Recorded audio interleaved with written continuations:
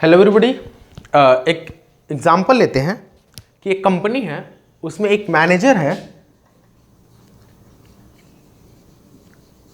इस मैनेजर ने अपने जूनियर यानी असिस्टेंट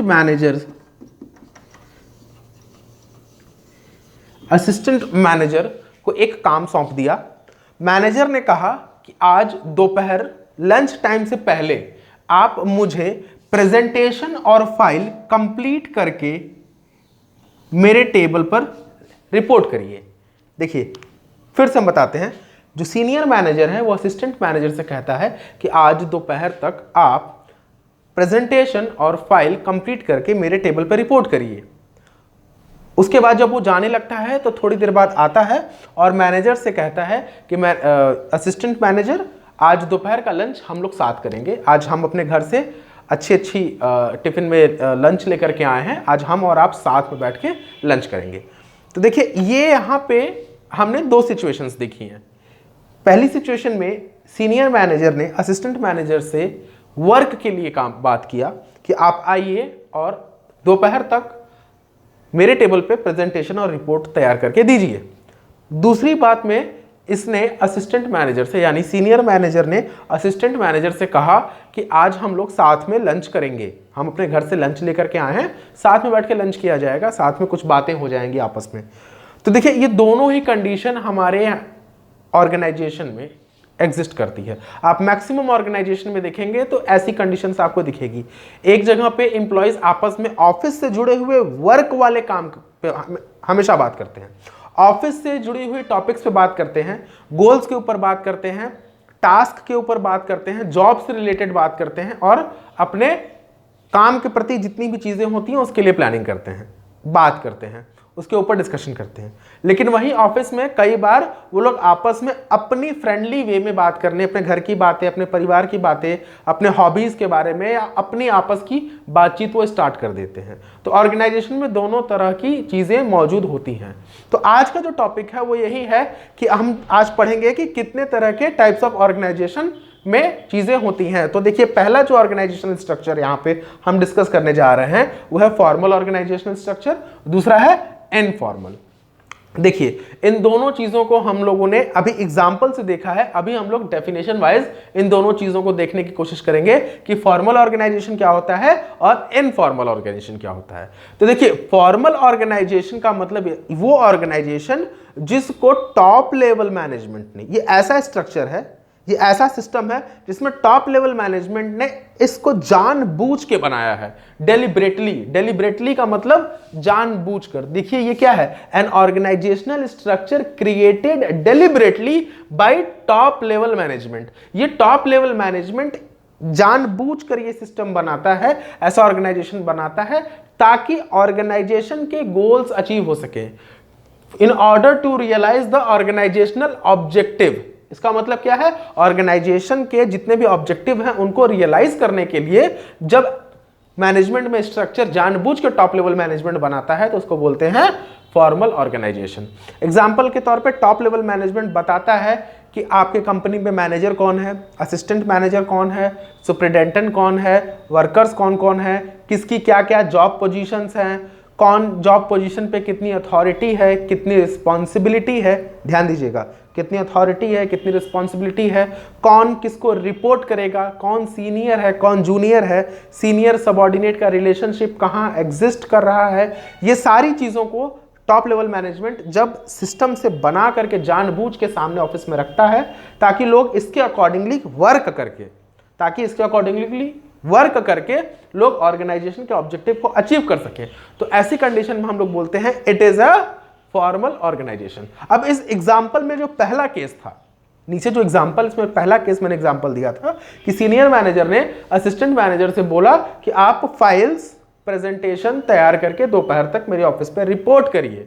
तो देखिए एक सीनियर मैनेजर है, एक असिस्टेंट मैनेजर है, इनकी कुछ जॉब है, कुछ इनका रिस्पॉन्सिबिलिटीज है, इनके पास कुछ पावर है। सीनियर मैनेजर ने असिस्टेंट मैनेजर से रिपोर्ट मांगी है, असिस्टेंट मैनेजर सीनियर मैनेजर को रिपोर्ट करेगा, ये प्रेजेंटेशन बनाएंगे, ये दोपहर तक इनको रिपोर्ट करेंगे। तो हुआ क्या, पहली कंडीशन में जो एग्जाम्पल था उसमें जो एग्जाम्पल है वो फॉर्मल ऑर्गेनाइजेशन का है, जिसमें सब कुछ पहले से तय है और ऑफिस में टॉप लेवल ने सब कुछ बना करके दिया है।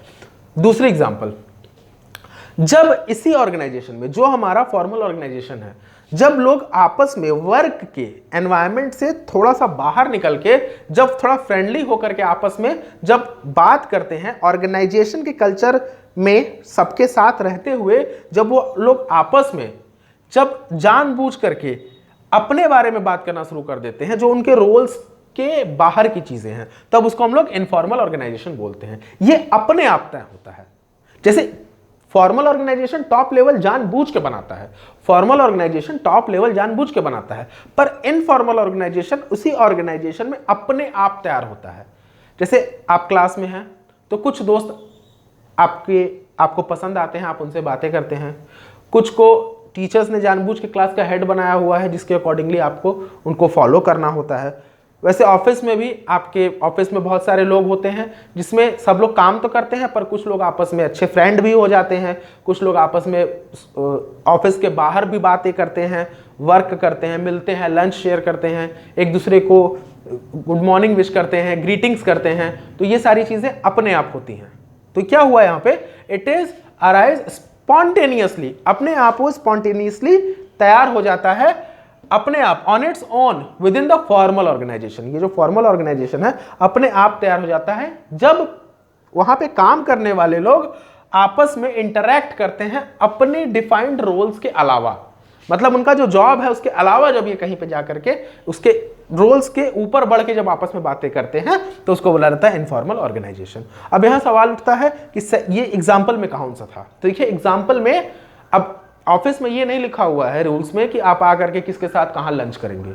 आपने ऑफिस में वर्क किया, वो वर्क फॉर्मल में आ गया, पर उसी ऑफिस में जब आप लंच शेयर कर रहे हैं आपस में, सीनियर मैनेजर असिस्टेंट मैनेजर से कहता है आइए साथ बैठ के लंच करते हैं, कुछ बातें करेंगे आपस में एक दूसरे के बारे में, थोड़ी फ्रेंडली वे में हम लोग स्ट्रेस को आपस में कम करेंगे। तो क्या होगा इस चीज को हम लोग बोलेंगे it is a informal organisation. अब किसी भी ऑर्गेनाइजेशन में अगर हम बात करें तो कोई भी ऑर्गेनाइजेशन कंप्लीटली इनफॉर्मल नहीं हो सकता, कोई भी ऑर्गेनाइजेशन कंप्लीटली फॉर्मल नहीं हो सकता। हर ऑर्गेनाइजेशन में इन दोनों का मिक्सचर होता है, हर ऑर्गेनाइजेशन में इन दोनों का मिक्सचर होता है। किसी में इनफॉर्मल लोग ज्यादा हो जाते हैं, किसी में फॉर्मल वर्क ज्यादा होता है, पर दोनों का मिक्सचर हर ऑर्गेनाइजेशन में होता है। कोई भी ऑर्गेनाइजेशन कंप्लीटली फॉर्मल वे में या कोई भी ऑर्गेनाइजेशन कंप्लीटली इनफॉर्मल वे में वर्क नहीं कर सकता है। ये तो डेफिनेशंस हो गई। आइए इतनी सारी डिस्कशंस के बाद इन दोनों के फीचर्स देख लेते हैं कि फॉर्मल ऑर्गेनाइजेशन में कौन कौन से फीचर्स आते हैं, इनफॉर्मल ऑर्गेनाइजेशन में कौन कौन से फीचर्स आते हैं। उसके बाद इनके एडवांटेजेस और डिसएडवांटेजेस हम लोग डिस्कस करेंगे। आप लोग डेफिनेशन लिख लीजिए, अभी हम फीचर्स इन दोनों के सामने लिख देते हैं।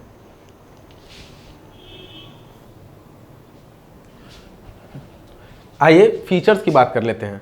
देखिए अभी हम लोगों ने डेफिनेशन देखा हुआ है और डेफिनेशन में बहुत सारे फीचर्स उसके डेफिनेशन में ही क्लियर हो जा रहे हैं, फिर भी कुछ पॉइंट्स को हमने यहाँ पे सामने आपके लिख दिया है। देखिए जो हमने यहाँ पे बोर्ड्स पे नोट्स लिखे हुए हैं उसमें देखिए इस तरफ मैंने पूरा फॉर्मल ऑर्गेनाइजेशन के फीचर्स लिखे हुए हैं और उस तरफ मैंने इनफॉर्मल ऑर्गेनाइजेशन के फीचर्स लिखे हुए हैं। आइए सबसे पहले फॉर्मल ऑर्गेनाइजेशन के फीचर्स के बारे में बात करते हैं। देखिए सबसे पहला फीचर फॉर्मल ऑर्गेनाइजेशन का ये होता है कि फॉर्मल ऑर्गेनाइजेशन टॉप लेवल के द्वारा जानबूझकर बनाया जाता है। अभी डेफिनेशन में ही लिखा हुआ था it is created deliberately by top level management. Top level सारी जितनी भी इनकी पोस्ट होती है, जितना भी इनका ऑर्गेनाइजिंग का जब भी प्रोसेस करते हैं तो पूरी तरीके से उसमें हम लोग सीनियर सबऑर्डिनेट रिलेशंस बनाते हैं, उसमें जानबूझ के हम लोग ये फॉर्मल ऑर्गेनाइजेशन बनाते हैं।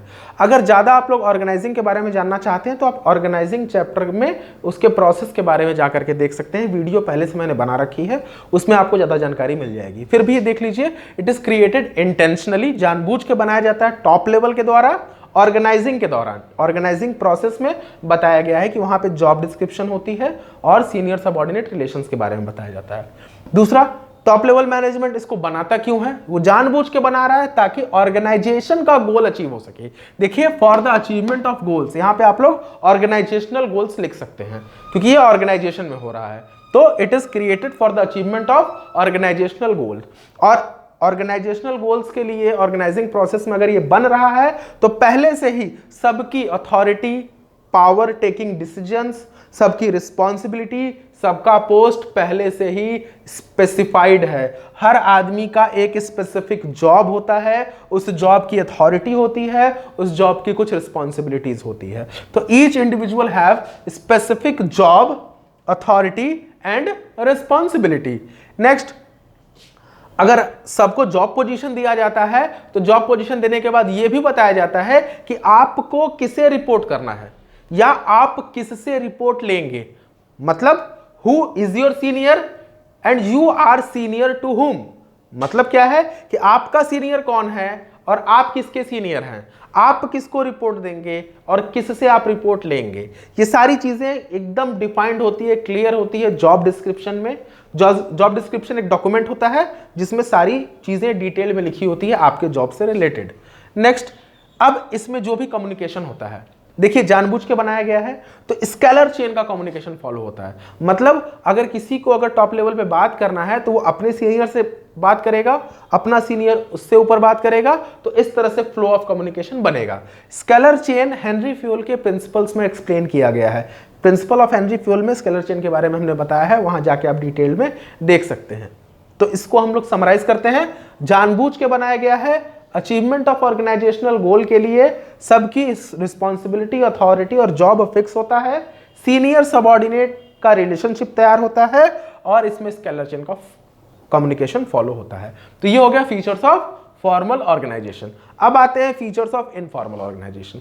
देखिए इनफॉर्मल ऑर्गेनाइजेशन जब भी बनता है तो फॉर्मल ऑर्गेनाइजेशन के अंदर ही बनता है। वही लोग होते हैं जो इनफॉर्मल में है, वही लोग फॉर्मल में भी होते हैं। तो फॉर्मल ऑर्गेनाइजेशन के अंदर इनफॉर्मल तैयार हुआ, लेकिन इनफॉर्मल ऑर्गेनाइजेशन जानबूझ के नहीं, वो अपने आप तैयार होता है। तो क्या होता है, इसमें मैनेजर का इंटेंशन नहीं होता। मैनेजर खुद से नहीं कहता किसी से जाकर के नहीं आप इनसे दोस्ती करो, आप इनसे फ्रेंडली रहो। वहां पे आप अपने ह्यूमन नेचर के अकॉर्डिंग जो आपको पसंद आ रहा है, जिसके साथ काम करना आपको अच्छा लग रहा है, आप उसके साथ अच्छा व्यवहार करना स्टार्ट कर देते हो।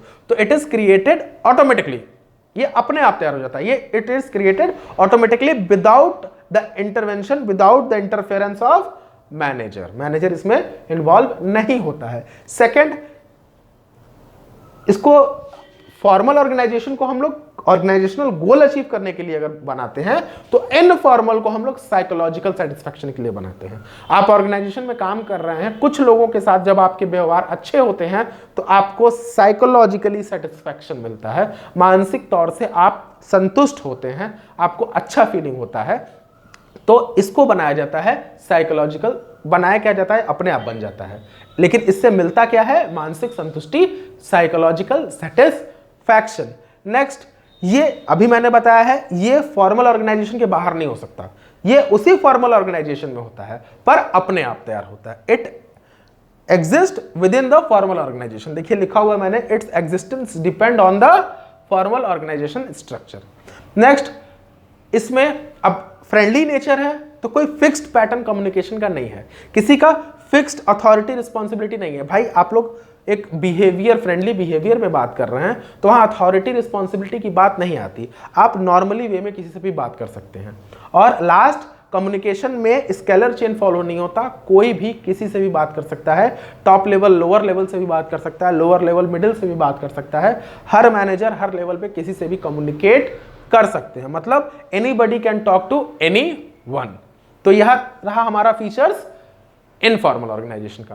तो देखिए ये फॉर्मल ऑर्गेनाइजेशन के फीचर्स, वो इनफॉर्मल ऑर्गेनाइजेशन के फीचर्स पॉइंट वाइज मैंने बोर्ड पे लिख दिया है। अभी हम लोग फॉर्मल ऑर्गेनाइजेशन के एडवांटेजेस और डिसएडवांटेजेस देखेंगे, उसके बाद इनफॉर्मल के एडवांटेजेस और डिसएडवांटेजेस के बारे में बात करेंगे।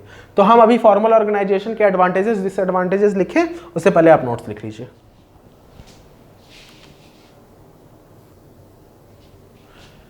आइए देखते हैं फॉर्मल ऑर्गेनाइजेशन के एडवांटेजेस और डिसएडवांटेजेस। फॉर्मल ऑर्गेनाइजेशन के एडवांटेजेस और डिसएडवांटेजेस के, देखिए सबसे पहला एडवांटेजेस, फॉर्मल ऑर्गेनाइजेशन सब कुछ क्लियरली डिफाइन करता है, किसका क्या जॉब पोजीशन है, क्या रोल है, क्या काम किसको करना है, किसकी कितनी अथॉरिटी है, किसकी कितनी रिस्पॉन्सिबिलिटी है।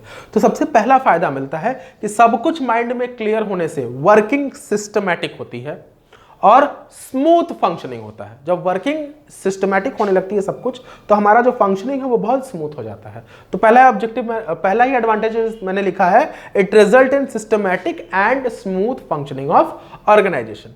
नेक्स्ट, सब कुछ टॉप लेवल मैनेजमेंट इसलिए करता है ताकि हमारे ऑर्गेनाइजेशन का ऑब्जेक्टिव अचीव हो सके। अभी डेफिनेशन में भी वही लिखा हुआ था, deliberately made by top level management for the achievement of organisational objective.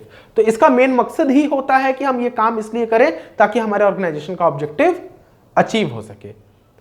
Next, अलग अलग कई सारे डिपार्टमेंट्स होते हैं। अभी प्रीवियस वीडियो में हम लोगों ने फंक्शनल और डिविजनल डिपार्टमेंटेशन के बारे में पढ़ा हुआ है, आप वहां देख सकते हैं जाकर के। तो बहुत सारे डिपार्टमेंट्स होते हैं, तो अलग अलग डिपार्टमेंट्स में अलग अलग मैनेजर्स हैं, सबके अलग अलग वर्क हैं। जब सबको अपना काम अच्छे से पता है और ये पता है कहाँ किससे बात करना है, तो सारे डिफरेंट डिपार्टमेंट्स के बीच में कोऑर्डिनेशन बढ़ जाता है। कोऑर्डिनेशन बढ़ने से डायरेक्टली उसका इफेक्ट हमारे ऑर्गेनाइजेशन के ऑब्जेक्टिव्स पे पड़ता है और उसकी फंक्शनिंग में पड़ता है। तो हमारे जो वेरियस डिपार्टमेंट्स है उसके बीच में जो कोऑर्डिनेशन है वो इंक्रीज करता है। लास्ट, सीनियर सबऑर्डिनेट रिलेशनशिप हमको क्लियरली पता है और इसीलिए ये यहाँ पे सारा काम सबको, अथॉरिटी क्या है, रिस्पॉन्सिबिलिटी क्या है, ये सब कुछ माइंड में एकदम क्लियर है। लास्ट, इनका मेन मकसद होता है काम पूरा हो। तो आपका मेन फोकस काम के ऊपर होता है, तो काम आपका जल्दी होता है, टाइम पे होता है, आपका वर्क ज्यादा अच्छे से कंप्लीट हो पाता है। इतनी सारी एडवांटेजेस होने के बाद भी इसके कुछ डिसएडवांटेजेस हैं। बहुत ज्यादा काम के ऊपर फोकस करने की वजह से जो ह्यूमन बीइंग की एक सोशल नीड होती है कि हमारा एक सर्कल हो, हमारा एक फ्रेंड सर्कल हो, ऑफिस में कुछ कलीग्स हों, कुछ हमारे साथ काम करने वाले लोग हों, उनके साथ हमारा रिलेशन अच्छा हो, उनके साथ हम फ्रेंडली वे में कुछ बात कर सकें, वो सोशल नीड को पूरी तरीके से इग्नोर कर दिया जाता है। पूरी तरीके से इग्नोर कर दिया जाता है, जिसकी वजह से क्या होता है कि जो एम्प्लॉयज हैं वो डीमोटिवेट होते हैं। तो यहां पे देखिए सेकंड पॉइंट पे मैंने लिखा हुआ है, ignores social need of employees, this increases demotivation. Demotivate हो जाते हैं एम्प्लॉयज, जिसकी वजह से वो मन से काम नहीं करते हैं। और फर्स्ट पॉइंट मैंने जो लिखा हुआ है वो भी हम आपको बता दें। देखिए, जो आपका फॉर्मल ऑर्गेनाइजेशन है वो चेन ऑफ कमांड को फॉलो करता है, यानी स्केलर चेन को। आपको कोई डिसीजन लेना है, आपके पास अथॉरिटी नहीं है तो आप अपने ऊपर बोलेंगे, उनके पास नहीं है तो वो उसके ऊपर बोलेंगे, उनके पास भी नहीं हो तो अपने ऊपर बात करेंगे। तो ये कई बार प्रॉब्लम्स को टॉप लेवल तक ले जाने में बड़ा टाइम लगता है और वहां से सॉल्यूशन को आने में भी उतना ही टाइम लग जाता है। तो क्या हुआ, कई बार बहुत जगहों पे एक्शन लेने में बहुत देरी हो जाती है या क्विक डिसीजन नहीं हो पाता है। तो देखिए, delay in action and decision making due to scalar chain, scalar chain की वजह से ये प्रॉब्लम होती है। लास्ट, मैंने अभी बताया है कि इनका मेन फोकस केवल काम के ऊपर होता है। तो केवल काम काम काम करने की वजह से कई बार होता है कि इंसान के अंदर बहुत सारे छुपे हुए टैलेंट होते हैं, क्रिएटिविटी होती है। तो बहुत ज्यादा वर्क के ऊपर फोकस हो जाने की वजह से एक ह्यूमन बीइंग की इंटरनल कैपेसिटी कम हो जाती है, उसकी खुद की टैलेंट जो होती है अंदर हिडन रह जाती है, उसकी क्रिएटिविटी कहीं ना कहीं कम हो जाती है। तो ये रहा फॉर्मल ऑर्गेनाइजेशन के एडवांटेजेस और डिसएडवांटेजेस। अभी हम लोग इनफॉर्मल ऑर्गेनाइजेशन के एडवांटेजेस और डिसएडवांटेजेस के बारे में बात करेंगे। तो आप लोग इसको नोट कर लीजिए।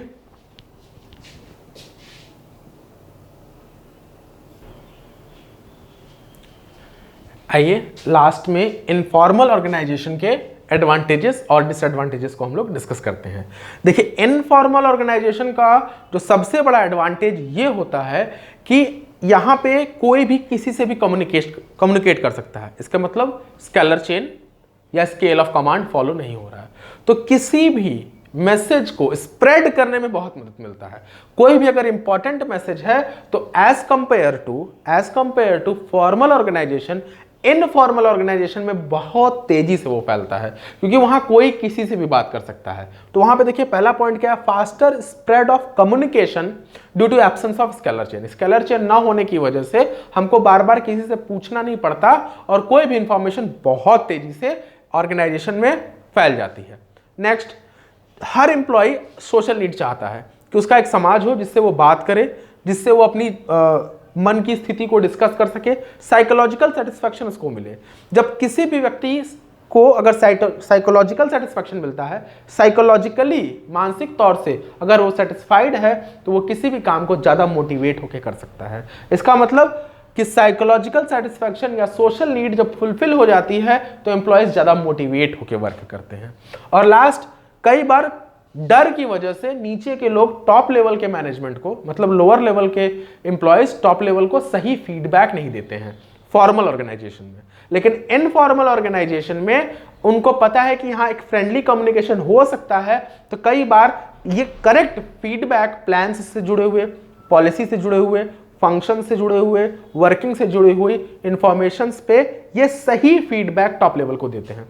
इसका फायदा टॉप लेवल बहुत अच्छे से उठा सकता है। इनफॉर्मल ऑर्गेनाइजेशन को अच्छे से डील करके वो सारे एम्प्लॉयज को अपने साथ मिला करके किसी इंपॉर्टेंट डिसीजंस पे, प्लान्स, पॉलिसीज के ऊपर अच्छे से वर्क करवा सकता है मोटिवेट करके। तो मैनेजर, एज अ मैनेजर हमको इसकी इंपॉर्टेंस को भी समझना चाहिए।